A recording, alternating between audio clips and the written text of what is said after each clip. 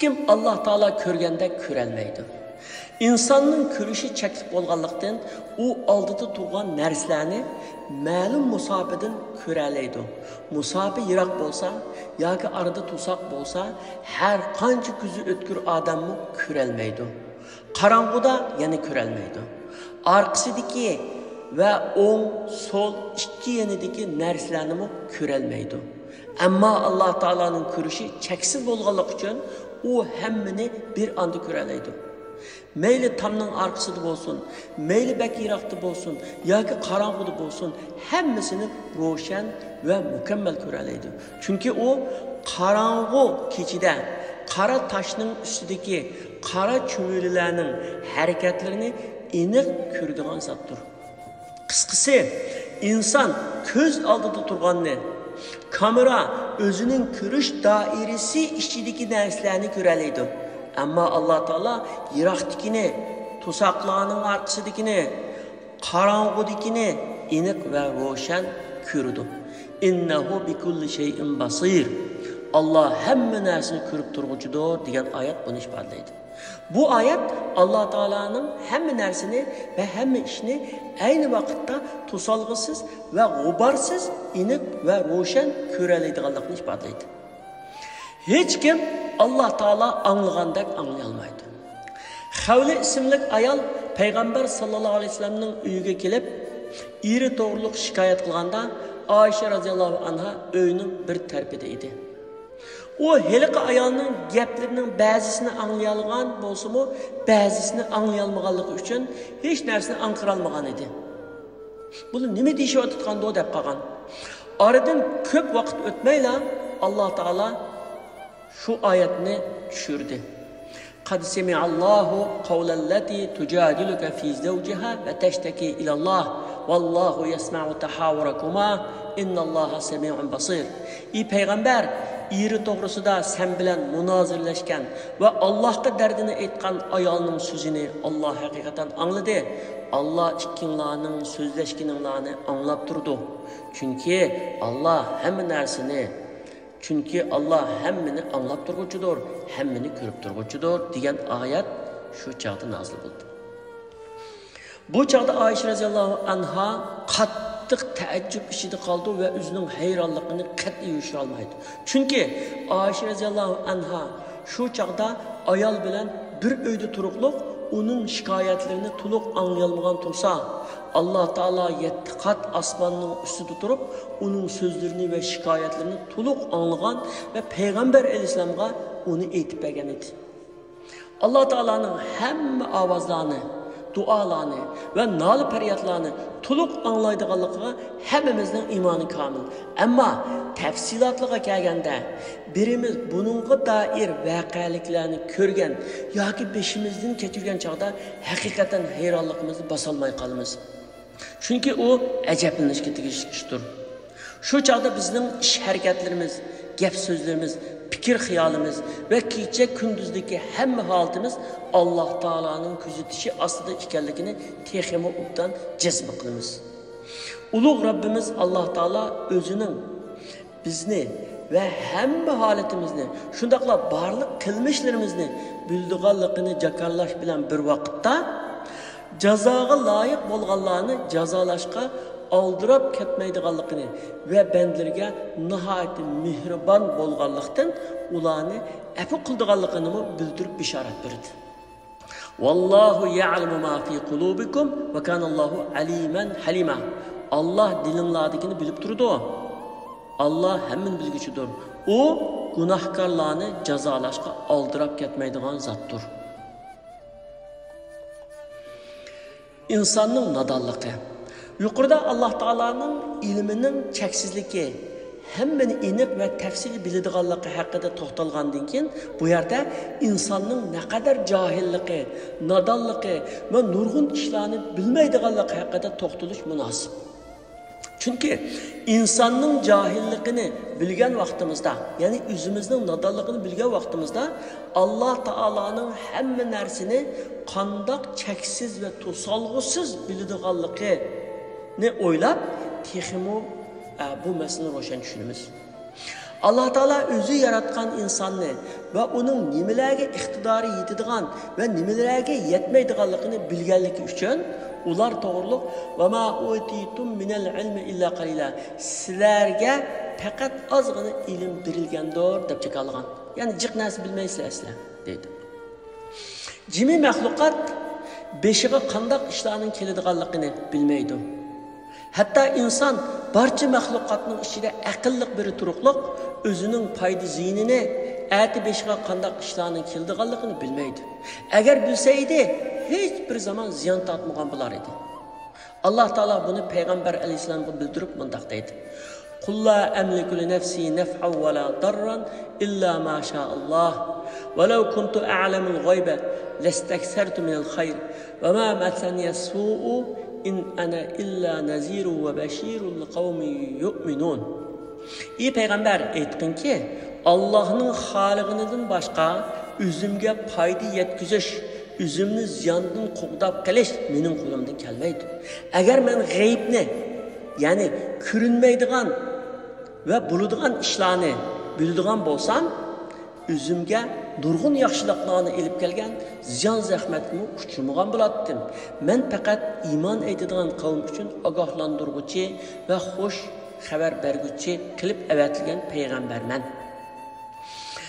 İnsonga beshiga keladiganlarni va kelajakda bo'ladigan ishlarni bilish iqtidori berilmaganligi uchun u o'ziga foydali bo'lgan din va dunyolik yaxshi ishlarni va uchraydigan har turli ziyon zahmatlarni bilmaydi. Shunga u yaxshi ishlarni ko'p qilishga va o'zining ziyon zahmatlarini qo'g'dashga tirishmaydi. Bu sababdan u hayot musobaqasida ba'zi o'ng'ishsizliklarga va ziyon zahmatlarga uchrab turdi. Yo'ldagi toshga putlashib ketgan odam navoda uni bilsa edi, chuqum uningdan o'zini qo'g'digan bo'lardi. Uruga tushib ketgan odam agar yo'lida uri borligini bilgan bo'lsa edi, albatta tadbirini olgan va tushib ketmagan bo'lardi. Avtomobilni tez haydab qatnash jazosiga uchragan odam oldida qatnash soqchisi yoki kamera borligini bilsa edi, hargiz tez mangmaydi va jazodan qutulib qolgan bo'lardi. Shuningdek, qorong'uda minib tamga yoki daraxtga tushib bergan odam uni bilsa edi, chuqur diqqat qilib mang'atdi va tushib bermagan bo'lardi. Bularning hammasi bilmaganlikdan bo'ladi. Chunki inson beshiga keladiganlarni bilmaydi. Ammo Alloh taolo biladi. Shunga Qur'on Karimda bizga Vallahu ya'lamu va antum la ta'lamun. Alloh biladi, sizlar bilmaysizlar dedi. Navoda Fir'avn o'zining dengizda g'arq bo'lib o'ladiganligini bilgan bo'lsa edi, Musa alayhisolamni qo'g'lab dengizga kirmagan bo'lardi. Qarun uyining dum ko'mtirilganligini bilsa edi, boshqa uyda yotgan yoki zakat berishdan bosh tortmagan bo'lardi. Lekin shundoq bir haqiqat borki, navoda Qarun igiz taqqa chiqib olgan bo'lsa-mu, shu tog' bilan billa dum ko'mtirilgan bo'lardi. Chunki halok bo'ladigani uy emas, balki Qarunning o'zi edi. وَمَا تَدْرِي نَفْسٌ مَاذَا تَكْسِبُ غَدًا وَمَا تَدْرِي نَفْسٌ بِأَيِّ أَرْضٍ تَمُوتُ إِنَّ اللَّهَ عَلِيمٌ خَبِيرٌ. Hech kim ata nimaga erishadiganligini bilmaydi.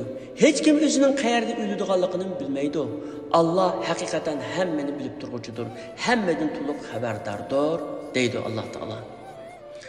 Burun bir qo'shnimiz boshqa bir mahallada vafot bo'lgan yaqin bir odami uchun ta'ziya bildirgili berib, yo'lda qatnash voqeasiga uchrab vafot bo'lgan edi.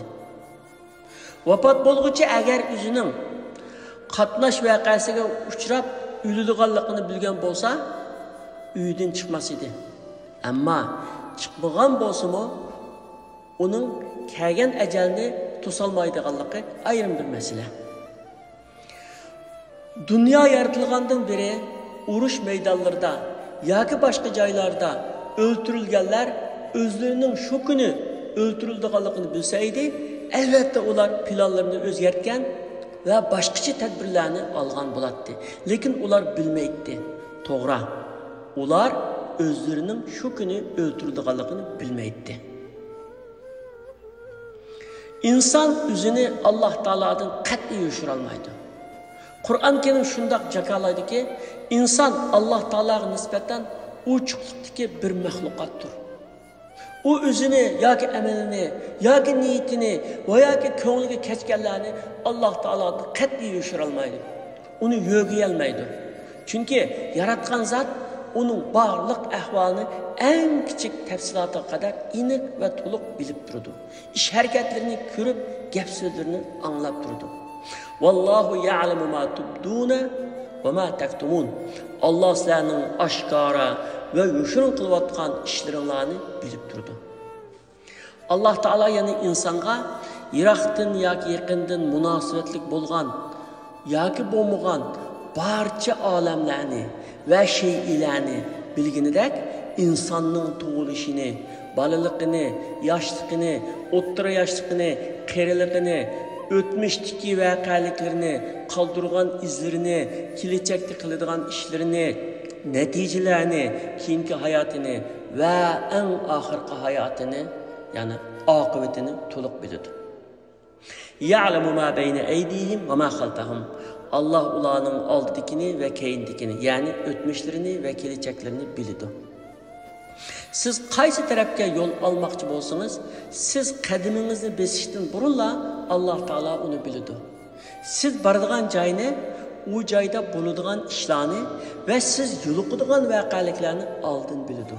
Qisqasi, Alloh taolo bo'lgan, bo'layotgan va bo'ladigan ishlarning hammasini biladi.